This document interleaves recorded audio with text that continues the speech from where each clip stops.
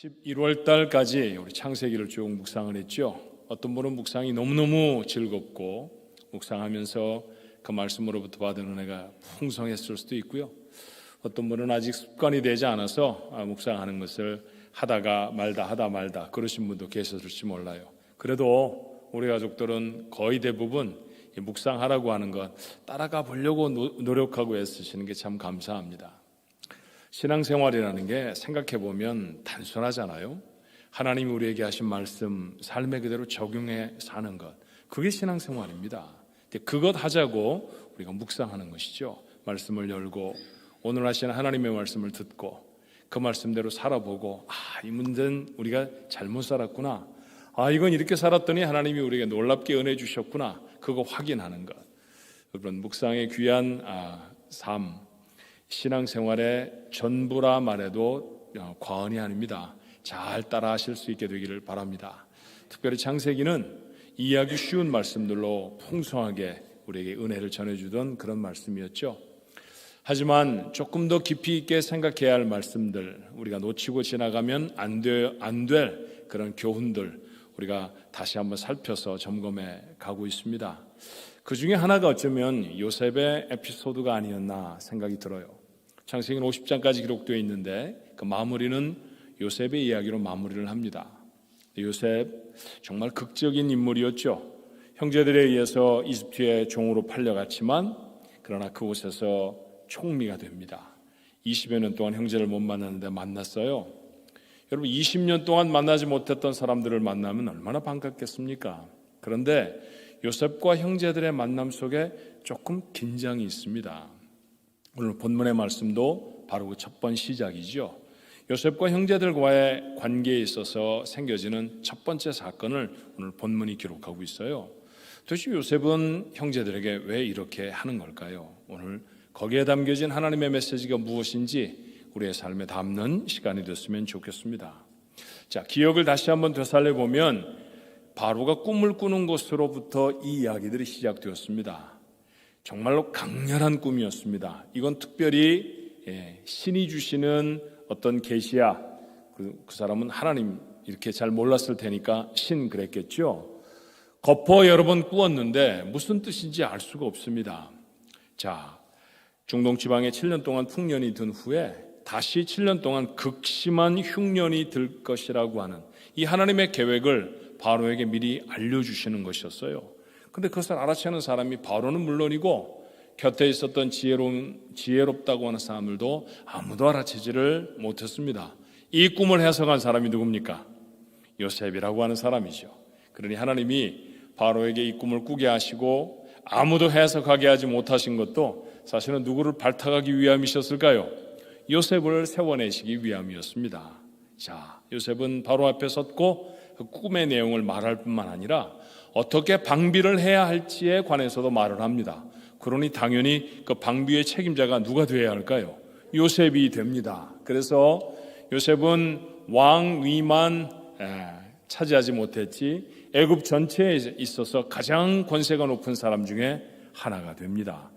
우리말 성경에는 총리가 되었다, 그렇게 말해요.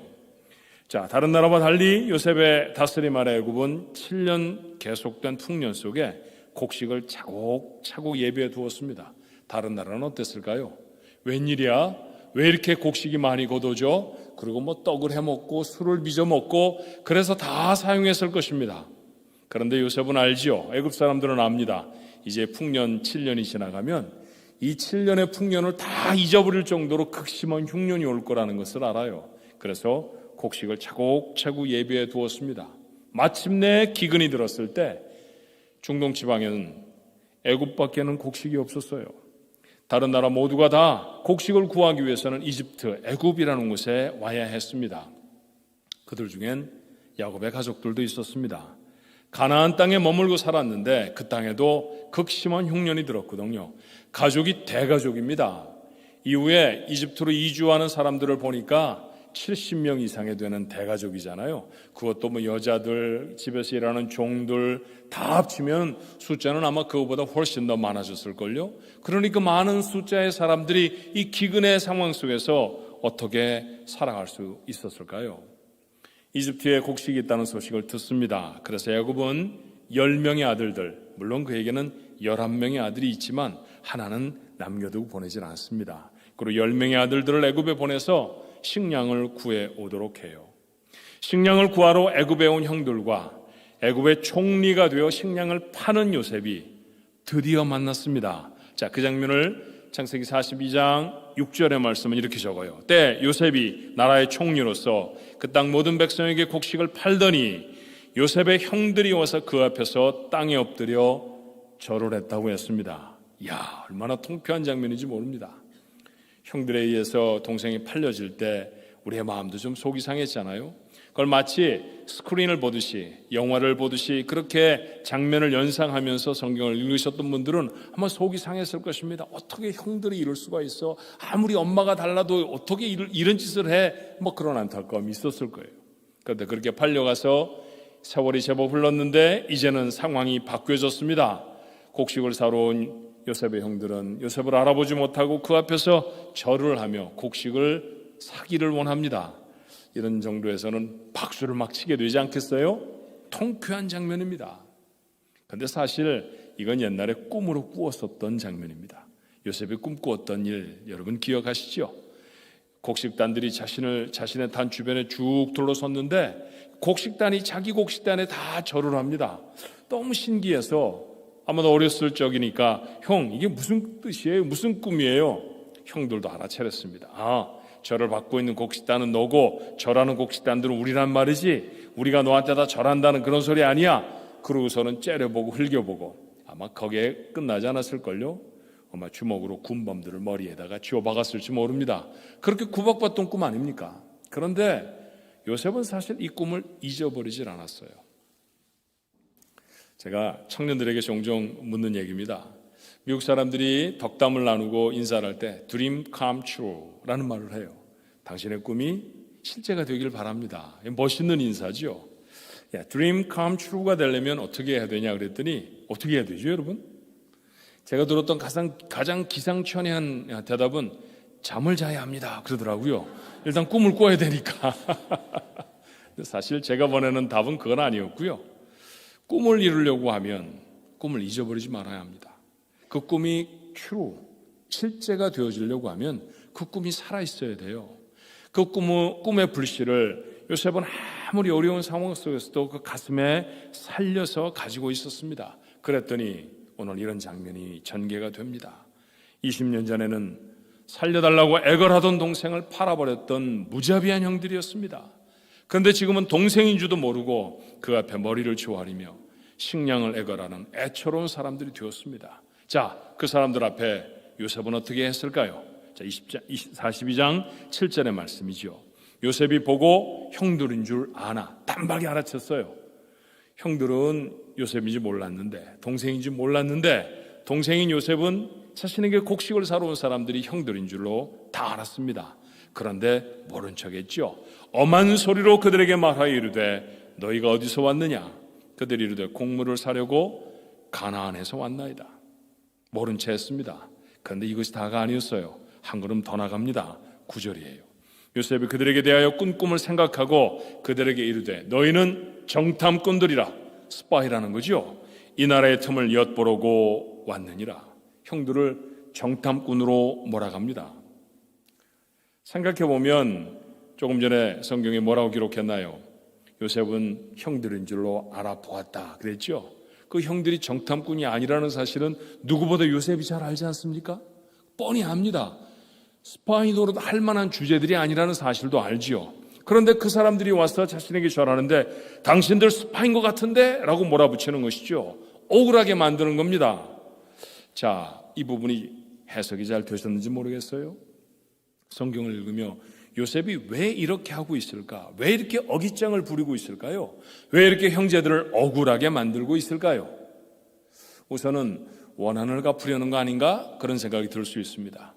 못된 형들 이제 골탕을 좀 먹어보시오. 내가 감옥에 갇혔던 것처럼 나도 당신들을 감옥에 가두어서 고생을 시킬 거야. 그런 마음을 먹고 형제들에게 이렇게 모함을 하는 걸까요? 그런 것은 아닌 것 같아요. 왜냐하면 이것은 요셉의 성품에 비추어 볼 때 어색한 말씀입니다. 자, 이후에 요셉이 형제들에게, 두려워하는 형제들에게 나아가 뭐라고 말하던가요? 당신들이 나를 이곳에 팔았으므로 해서 두려워하지 마십시오.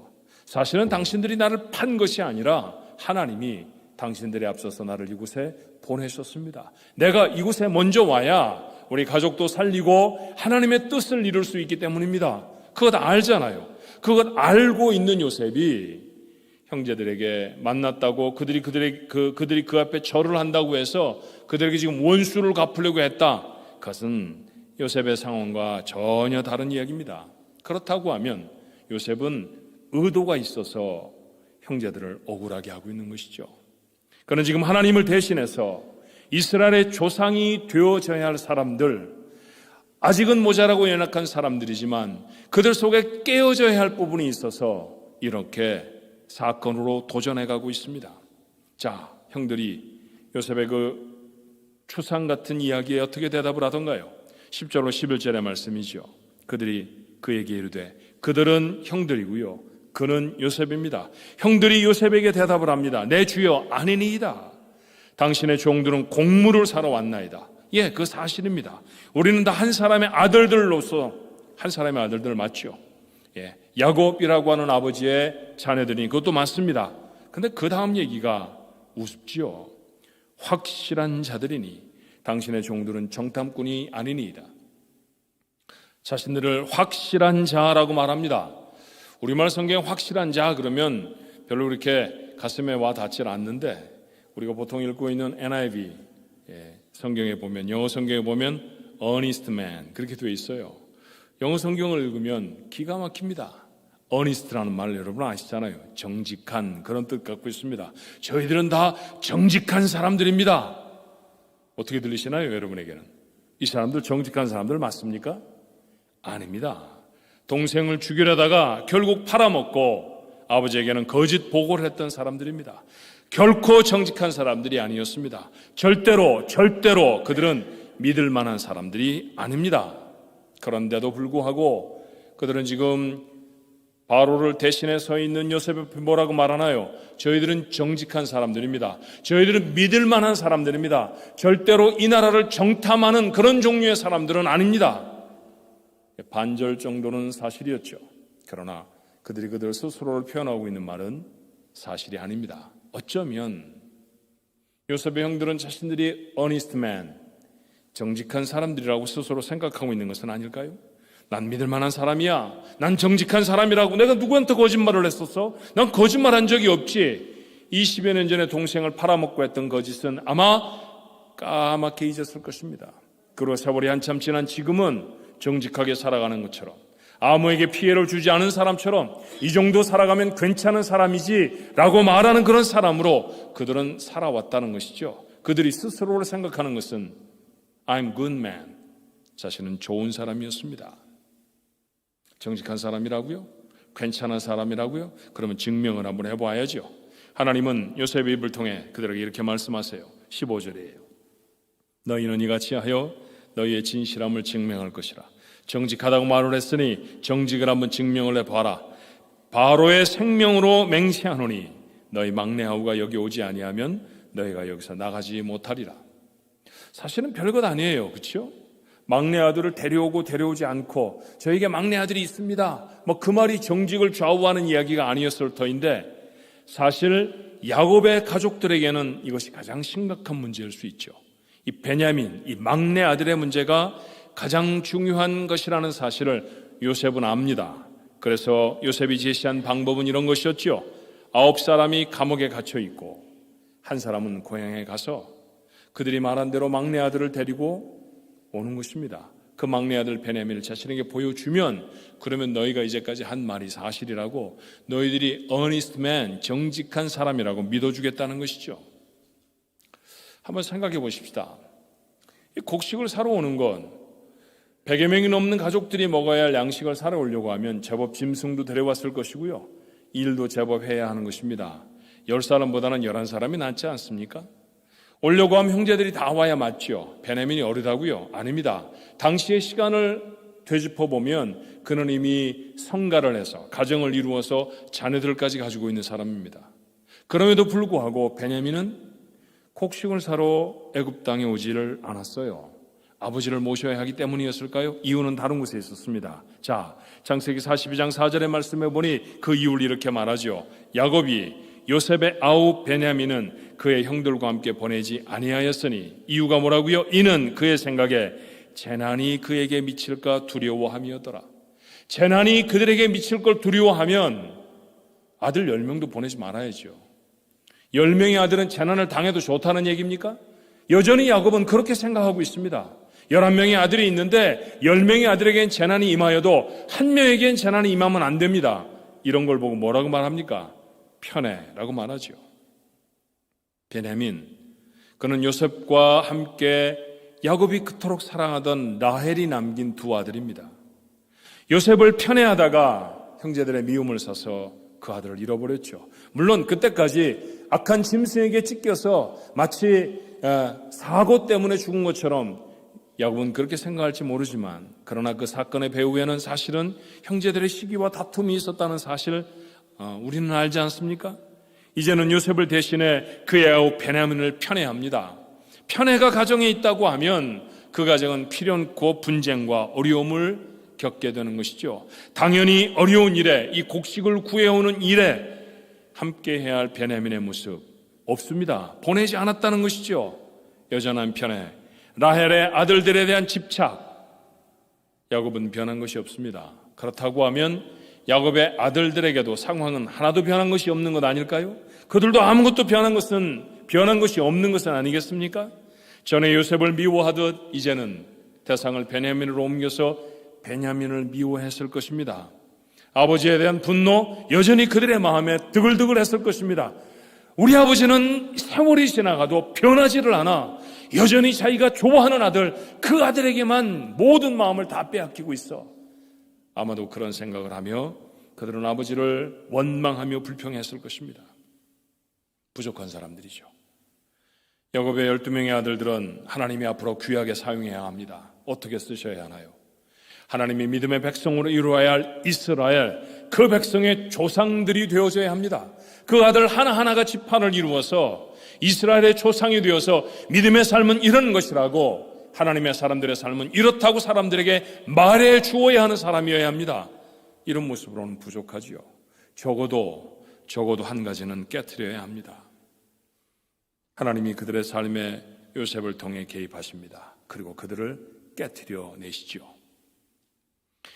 3일을 가두어 둔 후에 요셉은 조금 완화된 조건을 제시합니다. 조금은 더 부드러워졌어요. 조건이 한 사람만 볼모로 잡혀있고, 저는 9사람 잡혀있고 한 사람 가라고 했죠. 근데 한 사람이 곡식을 다 가지고 가기에는 무리가 있지 않습니까?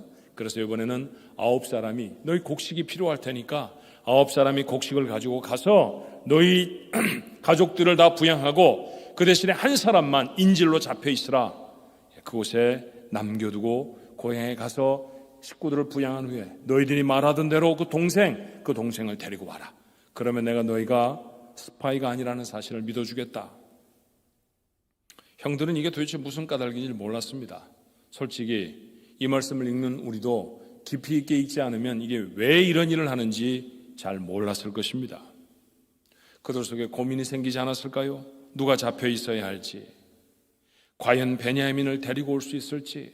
그렇게 아버지에게 가서 아버지 베냐민 데리고 가야 잡혀있는 형제 하나 풀어놔서 데리고 올 수 있습니다. 보내주세요 라고 말하면 아버지는 선뜻 베냐민을 내줄지, 만약 그렇게 베냐민을 데리고 오면 쌀 사러 왔던 밀 사러 왔던 자기들에게 스파이라고 덤태기를 씌워서 가두기도 하고 어려운 일을 겪게 하는 이 사람은 그때 정말 동생을 데려오면 믿어줄지, 자신의 누명이 벗어질지 아무것도 알지를 못했습니다. 답답하고 괴로웠을 것입니다. 억울하고 고통스러웠을 것입니다. 얼마나 괴로웠을까요? 얼마나 힘이 들었을까요? 힘들고 고통스럽던 중에 쥐어짜듯이 그들이 했던 말, 그것이 본문 21절에 이렇게 기록되어 있죠. 그들이 서로 말하되 우리가 아우의 일로 말미암아 범죄하였도다. 그가 우리에게 애걸할 때 그 마음의 괴로움을 보고도 듣지 아니하였으므로 이 괴로움이 우리에게 임하도다. 그들은 비로소 20년 전에 자신의 동생의 사건을 기억해냅니다. 아주 잊었을 리야 있겠습니까? 동생을 팔아먹고 아주 잊어버렸다고 하면 이건 사람의 마음도 아니지요. 그러니 아마 조금씩 가끔씩 생각은 났을 것입니다. 그런데 애써 고개를 흔들며 털어버리던 그런 기억들이었을 거예요. 근데 지금 어려움을 당합니다. 어려움을 당했더니 자신들의 잘못을 덮고 있던 자신의 위선이 다 벗겨져 나갑니다. 그리고 그들이 마침내 입으로 고백합니다. 여러분, 성경에 기록된 대로라고 하면 그들은 한 번도 이런 말을 고백해 본 적이 없습니다. 우리가 동생의 일로 잘못했습니다. 한 번도 그렇게 말해 본 적이 없습니다. 아버지 앞에서도, 슬퍼하며 곡기를 끊었던 그 아버지 앞에서도 모른 척했습니다. 동생은 짐승이 죽인 것으로 해버렸습니다. 그들의 마음은 돌처럼 단단했던 사람들이었죠. 그런데 그들이 문제를 당합니다. 그들이 어려워졌습니다. 동생 하나를 놔두고, 형제 중에 하나를 놔두고 돌아가서 하나를 데리고 와야 한다는데 이 불확실하고 이 어렵게 이 엉클어진 문제들을 풀어낼 방법이 그들 속에 없습니다. 그런 고난과 그런 환난을 당하고 그런 억울한 지경에 서보니 우리가 잘못했었구나, 우리의 잘못한 일들 때문에 이런 문제가 생기는구나, 그들은 비로소 깨닫습니다. 그들의 했던 고백이 무엇인지 주목해야죠. 우리가 범죄하였도다. 맞습니다. 요셉 앞에 섰을 때 우리는 정직한 사람입니다 라고 말했던 것은 잘못이었습니다. 그 앞에 서서 말할 때 우리는 허물이 많은 사람들입니다. 우리는 사실은 죄를 많이 지은 사람들입니다. 그렇게 말했어야 맞습니다. 어린 동생의 괴로움을 돌보지 않고 사지로 몰아갔던 죄인들이었죠. 그들은 해결할 수 없는 고난 앞에 서서 마침내 자신들이 누구인지를 압니다. 그리고 비로소 자신들의 입으로 자기가 무슨 잘못을 했는지를 고백하는 자리에까지 이르릅니다. 이런 경험을 한 사람들을 우리 주변에서 종종 보지요. 감기 정도인 줄 알았는데 병원에 가서 치료를 받다 보니까 폐암입니다, 이런 진단을 받았습니다. 그런데 당신 정말 운이 좋습니다. 일찍 와서 이렇게 발견하게 됐으니 치료를 잘하면 나을 수 있겠습니다. 기침 좀 한다고 갔던 것이거든요. 그런데 그런 중병을 발견해서 그 병에 신실하게 그를 치료하는 의료진 덕분에 다 나았습니다. 한참을 치료를 받았겠죠. 그 병이 다 나은 다음에 의사가 말합니다. 축하합니다. 당신 암이 다 나았습니다. 이제 완치가 되었습니다. 얼마나 기쁠까요? 얼마나 감사할까요? 당신 감기가 다 나았습니다 라고 말하는 것과 당신 암이 다 나았습니다 라고 말하는 것과 얼마나 다를까요? 감기가 나았을 때 그 감기를 낫게 한 약을 평생 잊어버리지 않고 이 약이 너무너무 고마운 약이야 이렇게 기억하는 사람은 별로 없습니다. 그저 배탈 정도를 고쳐준, 이 약 먹으면 나을 것입니다 라고 어드바이스를 해주었던 의사를 평생의 은인으로 기억하는 사람 많지 않습니다. 그러나 그를 수술하고 죽을 수도 있는 병을 고쳐낸 의사 평생 가야 잊지 않죠. 그 사람이 베풀어준 은혜를 기억합니다. 의사에 대한 감사, 삶에 대한 감격, 무엇으로부터 시작됐나요? 자신이 얼마나 중한 병에 빠져 있는지를 깨달아 아는 것으로부터 시작됐습니다. 이건 쉬운 일은 아닙니다. 감기입니다. 좀 심하게 감기가 걸리셨군요 라는 이야기를 듣는 것과 당신 암입니다 라고 하는 이야기를 듣는 것은 너무너무 다르지요. 아마 그 얘기를 들었을 때 며칠 잠을 자지 못했을 것입니다. 과연 이 치료를 받으면 살아날 수 있을까라고 하는 불확실성에 두려워졌을 것입니다. 하지만 그런 두려움을 극복하고 나면, 그런 어려움의 시간을 지나가고 나면 비로소 삶이 찬란해 보이잖아요. 비로소 삶이 감격이 되잖아요. 삶이 기쁨과 감사가 되지 않습니까? 그래요. 이 사실을 통해 배울 수 있는 게 있어야 하지 않나요? 감격적으로 살아가는 크리스찬들이 있습니다. 하지만 떳떳미지근한 신앙으로 사는 사람들도 정말 많지요. 무엇이 이런 차이를 만들까요? 예배 때마다 눈물로 하나님 앞에 나아가고 찬송 한절을 해도 가슴이 메어지는 그런 신앙이 있는가 하면, 찬양을 불렀는지 몇 장을 불렀는지 도대체 이게 무슨 멜로디인지 알지도 못한 채 지나가고, 성경은 그 말이 그 말인 것처럼 똑같이 지루하게 반복되어지는 몇천 년 전의 고문서처럼 생각되는 사람도 있습니다. 같은 자리에 와서 예배를 드려도, 신앙의 생활들을 길이가 길게 해가도 그런 모습의 삶이 있습니다. 어떤 사람으로 살고 싶으십니까? 예배할 때마다 감격이 가슴을 울리는 그런 인생이 되고 싶지 않습니까? 그렇게 세상에 나서면 하늘이 달라 보이는 그런 사람들로 살아가고 싶지 않습니까? 그런 감격의 삶, 누구에게 가능한 것일까요?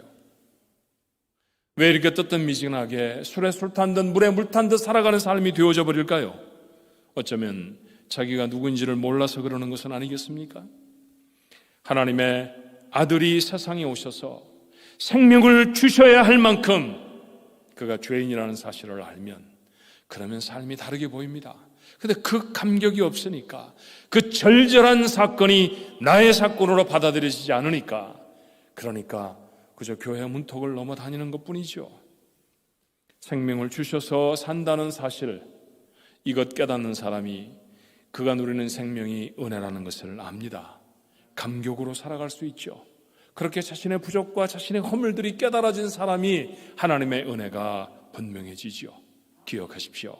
은혜의 시작은 무엇인가요? 절절하게 자기 자신에 대해 절망하는 것입니다. 내가 이렇게 못난 사람이구나, 내가 이렇게 악한 사람이구나, 내가 이렇게 잘못된 인생이었구나 라고 하는 사실들에 동의하고 인정하고 고백하는 것, 그것이 그가 받는 놀라운 은혜들을 감격으로 만날 수 있는 시작의 길입니다. 요셉의 형들이 그랬습니다. 희망이 없는 감옥에 갇혀 있었죠. 억울하고 고통스러웠습니다. 그런데 그 억울하고 고통스러운 시간에 자신들이 죄인임을 깨달아요. 마음이 아팠습니다. 진정한 후회가 들었습니다. 절박한 심정이 됩니다. 우리는 이 이야기의 결말을 잘 알아요. 요셉의 형들은 그들이 걱정한 것처럼 생명을 잃어버리지도 않았고 정탐꾼의 누명을 쓴 채 감옥에서 평생을 보내지도 않았습니다. 도리어 얼마 후에는 온 가족이 다 애굽으로 이주해서 총리의 가족으로 특별한 대우를 받으며 그곳에서 평안하게 삽니다. 그들은 아마 높은 지위를 누렸을 것입니다. 부유하게도 살았을 거예요. 사람들이 그들을 존경해 주기도 했겠죠. 그런데 이 사실을 깨닫는 사람, 우리가 동생을 팔았었어, 그 팔았던 동생이 이곳에 와서 총리가 돼 우리에게 이런 은혜를 베풀어 주는 거야 라고 하는 사실을 알았던 사람들은 그들이 누리는 지위가 당연한 게 아니라는 사실을 압니다. 그들이 먹고 그들이 누리고 그들이 사는, 그들이 행하는 모든 환경들이 그들에게 당연한 것이 아니었죠. 그 하나하나가 오롯이 다 은혜가 되지 않았겠습니까? 받을 만한 자격이 없는 자에게 베풀어진 놀랍고 큰 은혜라고 하는 사실, 그들이 압니다. 무엇을 통해 이 사실을 알게 됐나요? 고백이었습니다. 그들의 잘못에 대한 절절한 고백.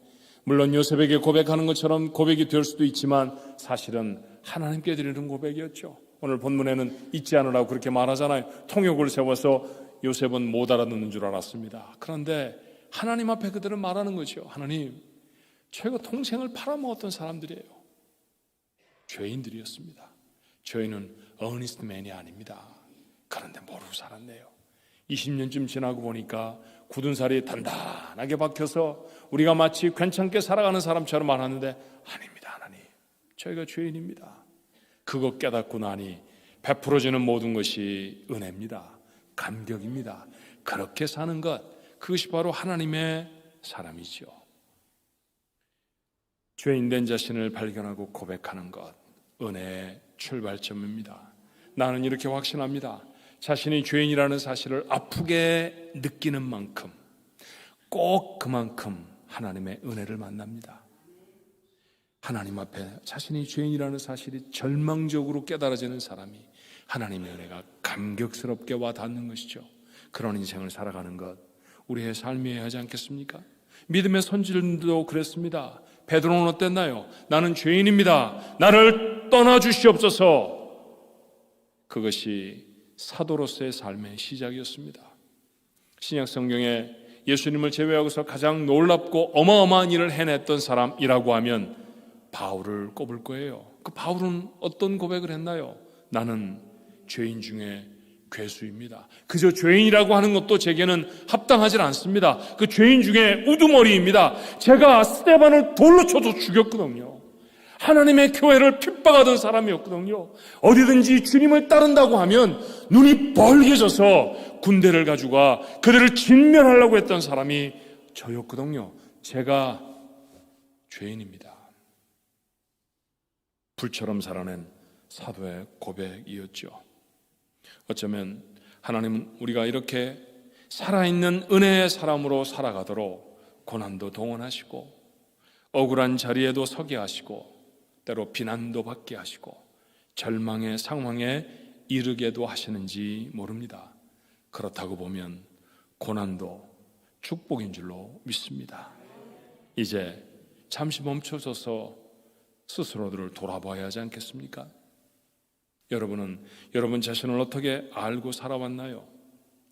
우리는 다른 사람이 우리 말을 듣지 않으면 화가 납니다. 이유가 뭔가요? 나는 옳은데 저 사람이 틀렸다는 것이죠. 그래서 화가 나는 것 아닙니까? 누군가가 나와 다르면 그 사람을 비난합니다. 왜요? 이유는 같습니다. 내가 옳기 때문입니다. 내가 하는 일이 잘 안 되면 원망이 터져 나옵니다. 내가 하는 일은 다 잘 돼야 되는 것이죠. 왜요? 나는 잘하고 있으니까요. 나는 옳으니까요. 나는 언제나 다 잘하는데 나와 함께하는 사람이 문제입니다. 상황이 나빠서 그랬습니다. 그래서 우리는 원망하게 됩니다. 결국 우리는 뭐라고 말하고 사는 것인가요? 나는 죄가 없습니다. 나는 정직한 사람입니다. I'm an honest man 이라고 말하고 사는 것이죠. 어린 동생을 팔아먹고 죽든지 살든지 몰라라 했던 요셉의 형들이 그랬습니다. 우리는 정직한 사람들입니다. 이 뻔뻔한 모습 요셉이 깨트리죠. 이게 깨지지 않으면 하나님의 사람으로 새로워지지 않습니다. 이 껍질이 깨지지 않으면 하나님이 아무리 그에게 은혜를 베풀어도 은혜에 적셔지지 않는 것이죠. 죄의 껍질을 단단하게 우리를 막아서고 있는 자존심의 껍질들을 오늘 이 예배 시간에 깨트리는 놀라운 기적이 여러분에게 일어나기를 주님의 이름으로 축원합니다. 쉽게 사용하는 말은 아닙니다만 사자성어 네 글자로 되어져 있는 한자 말을 사자성어 그렇게 말하는데 심오한 뜻이 담겨져 있는 부분이 참 많죠. 그 중에 하나 줄탁동시라는 말을 혹시 아십니까? 줄탁동시. 하늘을 날아가는 새들, 어떤 건 뭐 매도 있고 또 우리 지역에서는 잘 볼 수가 없지만 독수리도 있지 않겠어요? 그렇게 어마어마하게 큰 날아다니지만 짐승 중에 맹수가 되어져 있는 그런 새들로부터 시작해서 잘 날지 못하는 뭐 병아리 닭 이런 것도 있습니다. 닭도 납니다. 날긴 날더라고요. 길이가 짧아서 그렇지 높이가 좀 높질 않아서 그렇지 제가 나는 거 봤어요. 멍멍이가 막 쫓아오니까 푸르득거리고 뛰어가는 걸로 안 되니까 날더라고요. 그래서 제가 그때 깨달았습니다. 닭도 나네 이렇게 생각했습니다. 그런데 하늘을 나는 새든 아니면 잘 날지 못하는 닭이든 모두 다 알에서 깨고 나와야 하잖아요. 근데 이 알에서 깨고 나올 때 이것은 보통 어려운 일이 아니랍니다. 맨 처음에 그 안에 있는 새끼는 아주 연약한 부리밖에 가지고 있지 않습니다. 우리야 손으로 꽉 힘만 줘서 주워도 바삭 그렇게 깨져버릴 것 같은 그런 알인데도 말이죠. 새끼의 힘에는 버거운 것 같아요. 그런데 그걸 깨고 나와야 독수리도 되고 무슨 매도 되고 하다못해 닭도 될 거 아닙니까? 그러니 쪼아대기 시작합니다. 안에서 열심히 쪼아요. 그런데 그 쪼음만으로는 부족하니까 어미가 바깥에서 같이 쪼아준다지요. 새끼가 쪼을 때 어미도 같이 쪼은다라고 하는 그 껍데기를 깨기 위해 그렇게 어미와 새끼가 협력한다라고 하는 말을 줄탁동시 그렇게 표현합니다. 이 말이 제게 참 은혜가 됐어요. 우리가 우리의 껍질을 깨는 것 어렵습니다. 그런데 껍질을 깨겠다고 결정하고 우리 하나님 앞에 결단하고 그렇게 하나님 앞에 서면 하나님이 우리 껍질을 깨주시죠. 그렇죠. 그렇게 껍질을 깨고 나와야 푸른 하늘을 볼 곳 아닙니까? 그래야 감격이 무엇인지 아는 그런 인생으로 살아가지 않겠습니까? 그런 인생이 되어져야 합니다. 나는 괜찮아. 이 껍질 안고 살면 하나님의 은혜 하나도 감격스럽지 않습니다. 껍질을 깨게 되기를 주님의 이름으로 축원합니다. 요셉의 형제들이 껍질을 깨고 나는 죄인이야 눈물을 한 바가지씩 쏟았을 거예요. 그런데 그 이후에 그들의 삶은 아마도 실수와 어려움들이 여전히 있었을지라도 감사와 감격이 예전과는 달랐을걸요. 그런 삶, 그게 바로 믿음의 조상들에게 하나님이 요구하시는 삶이었습니다. 그렇다고 하면 그건 믿음의 후손이 되어지는 우리의 삶이 되어야 한다는 메시지가 아니었겠습니까? 괜히 억울하게 한 것이 아니었죠. 요셉이 그렇게 형제들을 억울하게 하며 그들의 껍질을 깨내는 그런 작업들을 감당하고 있습니다. 그 자리에 우리도 있는 줄로 믿습니다. 주님이 우리의 껍질을 깨기를 원하십니다. 의인인 척 살아가며 의인인 척 그렇게 착각하며 살아가는 모습으로는 축복을 담을 수도 하나님의 도구로 사용될 수도 없어요. 하나님의 주시는 은혜가 뜨겁게 감격으로 우리의 삶에 담기지도 않습니다. 이제 부끄러움을 무릅쓰고서라도 하나님 앞에 나아가 고백할 수 있기를 바랍니다. 제가 범죄했습니다. 제가 죄인입니다. 제가 주님을 십자가에 못 박은 사람입니다. 어떤 목사님의 고백을 잊지를 못합니다. 그분이 이렇게 쓰셨더라고요. 내가 누구인지를 내 머릿속을 다 알면 나는 아비일 수 없다.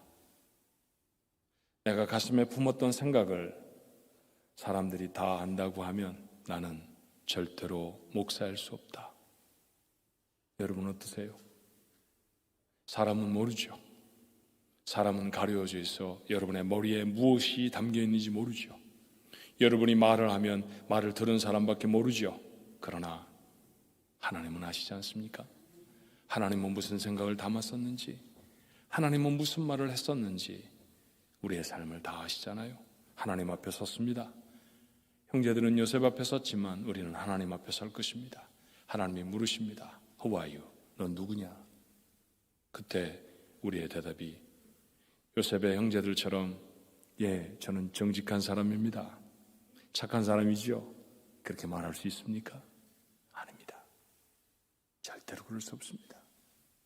지나간 한 주간의 삶도, 지나간 11개월의 삶도, 예수를 믿고 나서 오늘까지의 삶도 하나님 앞에 너무 부끄럽고 너무 연약합니다. 예수님의 오심을 기억하며 성경을 읽다 보면 십자가에 못 박히신 그분의 사건들이 기록되어 있죠. 아직도 십자가에 그분을 매단 것이 제사장들이라고 생각이 되십니까? 바리새 사람들이었나요? 그곳에 살아가던 로마인들이었습니까? 아닙니다. 납니다.